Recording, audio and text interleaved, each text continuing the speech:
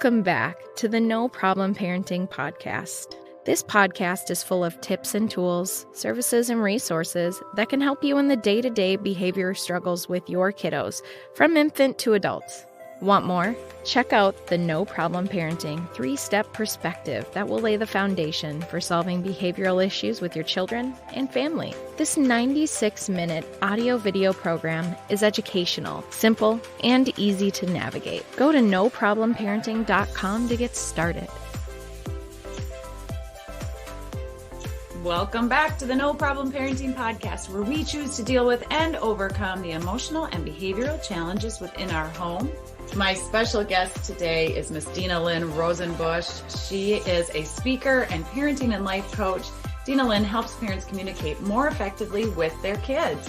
After nearly 3 decades working in the school system as a speech and language pathologist and raising her own children as a single parent, Dinalynn gained wisdom and skills in connecting to the heart of a child and understanding how children communicate. She shares her insights in order to empower all parents to connect, communicate, and celebrate together. And she's currently sharing those insights with you on her brand new podcast, The Language of Play. So welcome to the show, Dinalynn. Thank you, Jackie. It's such a thrill to be with you today. I have appreciated your podcast tremendously. Well, thank you. Awesome. And you're also going to be one of our business spotlights in our next compilation book. So I'm super excited for that to come out. We can learn more about you and you can participate in that book. So I'm grateful for that. Today, we're going to talk about how to help your kids listen better with connection and communication strategies. And that's what your podcast really is all about. So let's just jump right into it and kind of talk about maybe those 3 key things that you are teaching parents in order to help them, in an effort to help them help their kids. Sure. Let's start with the definition of play. And I have looked at kids, as we all have, and we see our kids play and play and play. And sometimes parents have an idea, as I did when my kids were small, that play means you're going to sit on the floor with Legos, or you need to get really animated with toys and dolls. So I took this idea of play and I thought, what is it? What really is play? And in that, I have listened to many, many people, and I've got my own definition, which is just a list of words. And those words are experimenting, exploring, practice, fun, enjoyment, learning, creativity, and imagination. And so when we roll those things together, I think of that as like a mindset that we have that drives how we interact. And so I call that like a play mindset. This idea of that's what our play is about. And when we get into that mindset of we're imagining, we're practicing, we can make mistakes, we're just trying and experimenting, our mindset allows for failure and other things. And so somewhere along the way, we got the idea as adults that, we shouldn't fail. And when we look at our kids all day, every day, they're trying and trying and trying. That takes a lot of courage because everything that they do every day is in this mindset of play. They're always experimenting. They fail, succeed, succeed, fail, fail, fail, succeed, succeed, succeed, fail, succeed, fail, fail, succeed, succeed. And this goes on and on and on. We don't do that as adults very often anymore. And once we know what we're doing, we don't want to fail. And so we have this thing, this mindset that, oh no, they did it wrong. But if we can switch our definition of play to be something that is much more broad, and we get a mindset that says we are playing, which means exploring, learning, we have a very different attitude when our kids fail. It's also called a growth mindset, like Carol Dweck and many others are promoting a growth mindset. It's really kind of the same thing. But I look at it through the perspective of communicating with your child, to communicate with that mindset that we are exploring. With the mindset, we are experimenting, we are learning. And when we communicate in that mindset, it just allows the idea of a failure to drift away because our words become, oh, how's that working? Do you want some help? Did you like how it turned out? Do you want my thoughts? We just ask our kids questions and we start to interact with them. What did you learn? How would you like it to have been different? All of these kind of conversational things then come out of it. There isn't room then for like, well, I told you not to do that, or you should have known, or, there just isn't room for that if we can get ourselves in that mindset of play. Well, and I really like this, Dinalynn, because you're talking about like when kids play, like, let's take the Legos, for instance, and they're trying to put them together and they're not forming, they're not going together the way they hoped, or it didn't turn out the way they hoped, or they're falling apart. And the kid's like, no, they're getting all frustrated and upset and maybe throwing a fit over it or something like that. And it's like, no, those are little mistakes, kind of little failures that you're talking about, right? Where the kids can end up getting discouraged, or they break a toy that they, something they were trying to create or play with or do something with, they break it. And then they're super frustrated. And that's a little mistake or a little failure. And you're helping to kind of talk about like, it's okay. Yeah. It's like shifting the way you think about it and helping your kids do the same. So you learned what didn't work. Yeah. You learned that doesn't work. Huh. Wow. Well, what will work? Let's try something different. And keep it simplistic like that, because it can diffuse some of the frustration that kids have. And it also keeps us as parents in that mindset. And the reason I say this is because I need to do this with me. I will sometimes like think, oh, I didn't do it right, darn it. And I can get mad at myself and frustrated. And then if I can get back in that mindset, wait a minute, you've never done this before, Dinalynn. You of course, you're going to make mistakes. Of course, it didn't work the first time. Who cares? You learned something that didn't work. Now we're going to try something different. So I even have to have that personal mindset for me to be able to keep going at times that are new, especially like this new big project of starting a podcast, like that self-encouragement that comes along the way. I love it. And I like that you're saying it's yes, there's a growth mindset, but I like how you shift that to it's a play mindset. And as adults, we don't often play enough. I just recently, a few weeks back, had Julie Jones on the podcast, and she was talking about how to have more fun, stop waiting, start living, and how to have more fun as an adult and in our parenting, but even just within ourselves. And, instead of always being busy and we're so busy and we're stressed and all of that, well, how about we turn that into, let's be more playful and take our busyness and our stressful moments and think about, hey, what am I learning? It's not so much about, being busy and whatever all the time. So what am I learning here? And how can I incorporate a little bit more fun and creativity and imagination into what I'm learning and what I'm doing? So what are some of the things that maybe parents do to kind of discourage their kids or place maybe fear into their kids that will cause them to maybe not use as much creativity, imagination, or confidence in themselves as they play? Great question. I have a story that can illustrate that very well. So there was a 12-year-old boy who was throwing his tennis ball, and he was throwing it at the thermometer, which at the time was like one of those 10-inch round plastic covered thermometers, and it was on the apex of a shed. And he was throwing the tennis ball at that shed and bouncing it back and catching it in his glove. And he kept on doing this, and his dad walks by and he says, "Don't hit that thermometer." And the boy says, "I won't." And he keeps on throwing and keeps on throwing. Sure enough, crash. And the dad got mad and he says, "I told you not to break the thermometer." And the boy says, and this is so classic 12-year-old thinking, he says, "I didn't want to. I just wanted to see how close I could get." Oh. And in that moment, I've often thought about this experience because the dad had such an opportunity to talk to the child even before the incident, like to say, if you keep your eye on that thermometer, you will eventually hit it. The boy didn't believe he could. And this is a true story, by the way. And the boy didn't believe he could. And the dad had opportunity at the beginning to tell him about life and to say, when you hit it, do you have $12? That's how much it'll be to replace it.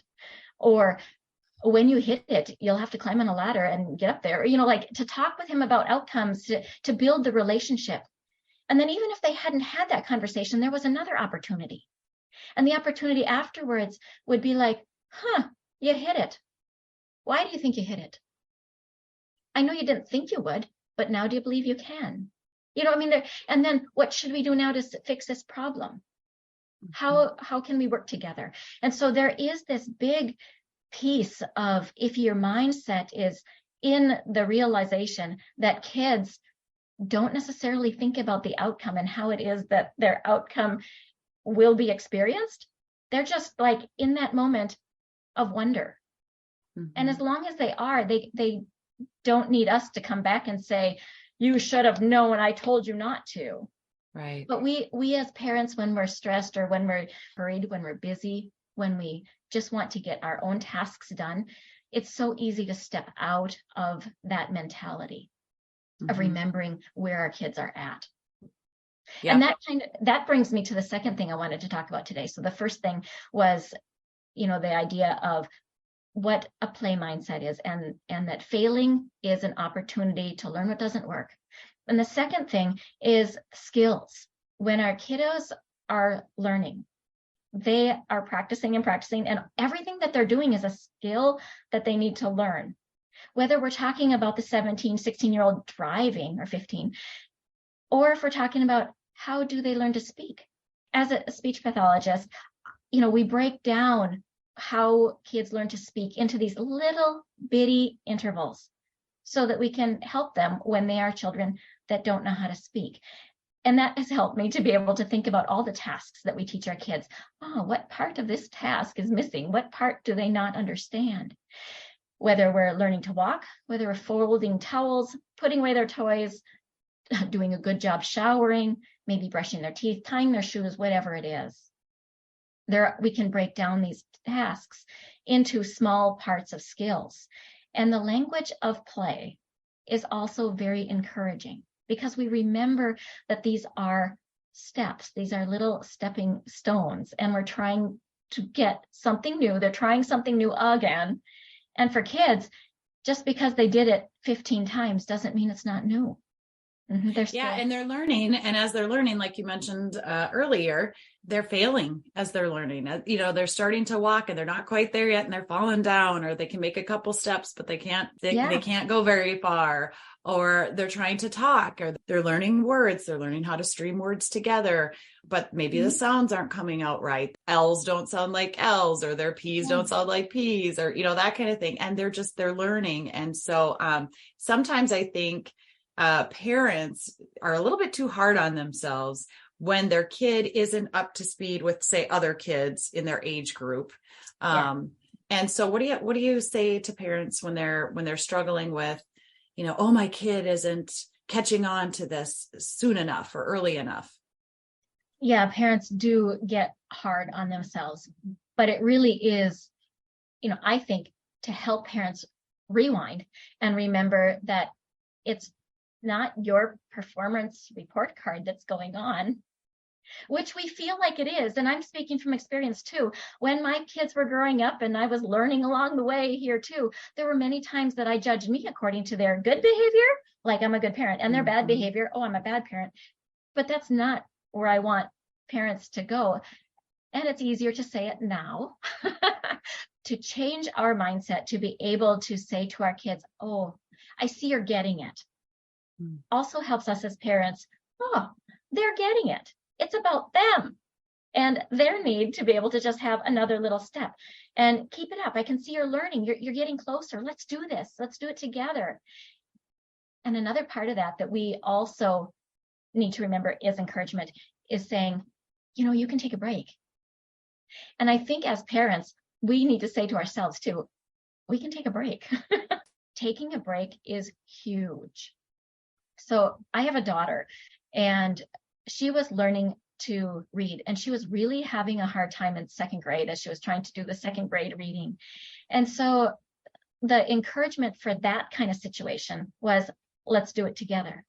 So she would read a word and I'd read a word. And eventually she'd read a sentence and I'd read a sentence. And eventually she'd read a paragraph and I'd read a paragraph. And eventually she could do a page and I'd do a page. So we had to grow this up. And she went off, she finished college, she did a great job, but her beginning was hard, and doing it together really was a helpful thing. And then also to tell her, take a break. You did good today. That's enough. And we as parents too, like, we want it all done now. Yeah. And so we need to give ourselves a little bit of a break, and our kids are not a reflection of us and how good of a parent we are or how much we're trying. And I think that's really important. I like that you said that it's really, everybody learns different and in their own time frame. And so I think that's really good that we pause and remember that kids are trying, they are learning at their own speed, at their own pace. And that is good enough. Yeah. And of course there's some reflection, but it's not a total reflection. It's not a worth kind of reflection. Right. Right. So, and even when we're doing big projects, we already talked about that. I need that kind of encouragement with myself, to myself. And I really, really appreciate people like you, Jackie, that say to me, you can do this, Dina, you've got this. And I find that to be a really, really important thing. So yeah, for sure. We need to give ourselves some grace. And I know you and I, talking about podcasting. I mean, it took me 2 years to start a podcast because I got nervous, even though I learned all the things and what I needed to do for it, all the tangible things. I got nervous, and I'm a talker. Like, that's why I wanted to do a podcast, right? Because I can share stories, all day long and not get tired of it. Like, I had to get it just right. And it's finally like, that's just kind of crap. Like, just show up, be yourself, present what, the experience and the knowledge that you have. And those that can benefit from it will be listening, and it'll be just fine. But I still don't like to go back and listen to my first couple of episodes because I was in the learning phase and I was in the nervous phase and all of that. And it's like, that is so similar to kids when they're first learning to read, to write. They don't feel like they are doing it good enough. Right. And they probably aren't doing a great job at it. Right. But it is good enough. Right. Because they're learning. And so I just love I love what you're doing with all of this. Let's get to your third topic for today. It's almost like a step. It is. The third one I want to focus on is joy and celebration. So when we're exhausted, overwhelmed, and triggered, it is so easy to lose our joy. But parenting can be very joyful. And so I started thinking about, how is it that when I would work at the school, parents would say to me, how do you get kids to be able to do what it is that you want them to do? Like, really just do the next step, do the next step, do the next step. And as I thought about it, it took a while for me to tease it apart, because kids would come into my classroom and they're scared and they hide their hands over their mouths, and they wouldn't want to talk because they just got diagnosed with a speech disorder and they're ashamed. They come in with all these feelings. And then after, say a month or whatever, we've been working together and they have become confident to try, and they're not ashamed of their mistakes. And they, so they've made this big change. And then I would invite parents to come in and they'd say, oh, how do you do that? It's what I like to call a 1 second celebration. So a 1 second celebration is saying to the kids, that's it. That's the right thing. That's what I want you to do. Right there. That's it. Now, I'm going to backpedal for just a minute, because it's really difficult to do this if you haven't taken care of yourself. If you are overtired and hungry or lonely or any of those things, it is so hard to remember the little celebration. So you have to take care of yourself. And my daughter is currently pregnant, and she has a 16-month-old, and it's in her norm. She has grown up with this little 1 second celebration idea. But I'll tell you, when she is tired and she can't even think of the glorious thing that just happened. And sometimes we need to look at the glorious thing that happened as, oh, there's no food on the floor this meal. And so for her, as having a 16-month-old, to show the child, no, there's nothing on the floor, because he always says, when he drops stuff. And so to point out the floor, no, yay, and be done with it, to give him the target. Oh, that's what I want. I really like that there's no food on the floor. And so for a young one, it might be that. For an older child, you would have, hey, you put away the towels the first time I asked you. Great. thank you. That's what I want. It's a snippet of you did it. Yes, exactly. That's step 3 in no problem parenting, and change the conversation. So often we forget to notice, right? Yes, the joy right. and celebration part. Yeah. And so oftentimes I'm saying to parents, it doesn't have to, I like this 1 second thing though, Dinalynn, because it doesn't have to be this, long compliment or this overexcited celebration over something that they should have just done anyway. That's like not really a big deal. It's just, I asked you to do this, do it, or I didn't ask you to do it, and thank you. But we don't have to like overpraise them for it. We can just say it simply, I noticed you put the clothes away. Yes. The first time I asked you, or I noticed you put your clothes away and I didn't even ask you. And then keep her moving, as we say in the Midwest, right? Don't overpraise them. They'll say things like, oh, why do you make such a big deal about it? Because sometimes when we overcompliment or overpraise, it's their self-esteem, because they're like, well, duh, anybody would just do that. Why is it such a big deal? Did you really think that I'm not capable? So it can have the opposite effect on the kiddos. But just a simple 1 second, I noticed you did this. I love this, Dinalynn. This is great. Yeah, that came out of the idea of exactly what you're saying. When you give more noticing and more time to something that it needs to be, it starts to be not authentic. Right. And yet in my therapy office and in my home as a single parent, I wanted clear communication, and communication is my focal point, the language of play, the language of clear communication and connection. How is it that we can be clear? And so I wanted to figure out, how is it that I could say, boom, this is what I want. It's right here. It's right now, but I'm not going to spend time on it, because I didn't want exactly what you're talking about. This idea that it's no longer authentic. It doesn't feel sincere. And so it's gotten to be a very common thing in my home when kids do it, even when I do something, Yahoo, to just have this mini, oh yeah, you did it, or high five, or yes, that's it. And the glory of that is this target that you set for the kids. So like, as I had teens, the big deal was I'd say, take a shower. They didn't budge. And then I'd say, why didn't you do it? And he says, oh, you mean now? The clearness of the communication wasn't there. So I had to learn to say, take a shower now. And then it got to be where I would say, when I tell you, I do mean now. And eventually they started getting that. And then it was like, you got up the first time I said so, that's what I want. And so then it was like, just a thumbs up. So it was like this migration pattern of how to do that 1 second celebration. And now it's just a quick, you got it. And so that is used for all kinds of things, whether we're picking a tool out of the garage, or if we're picking, like whatever. It's this mini, that's exactly what I want. The communication is clear. Now kids can move towards what I want them to do. Right. Because they don't know sometimes that they don't. And the other thing that I know that you've had on your podcast is, when a 2-year-old has that huge brain expansion, they miss a lot. We have the same kind of neurologic brain expansion around the teen years, in the mid-teens. And they have misfires, and they miss things that they used to know, because their brain is expanding so fast. And so to call attention very quickly, that's the target, yes, is really helpful, because their attention span can be waffling, and the things they used to know, they don't seem to know anymore. Absolutely. Absolutely. And it is true. We have brain farts every now and then, whether you're a toddler, elementary student, or a teenager, or the parent. Right. Exactly. Well, this has been great, Dinalynn. Anything you wanted to add before we wrap up? Any final thoughts? Yes. With a play mindset, we can remember that we are all in process, and it allows for growth and courage and learning. And when we use the language of play, our kids are encouraged, and they can clearly know what we want of them, and failing isn't a problem anymore. That is so great. So I'm going to encourage everybody to listen to your brand new podcast called The Language of Play.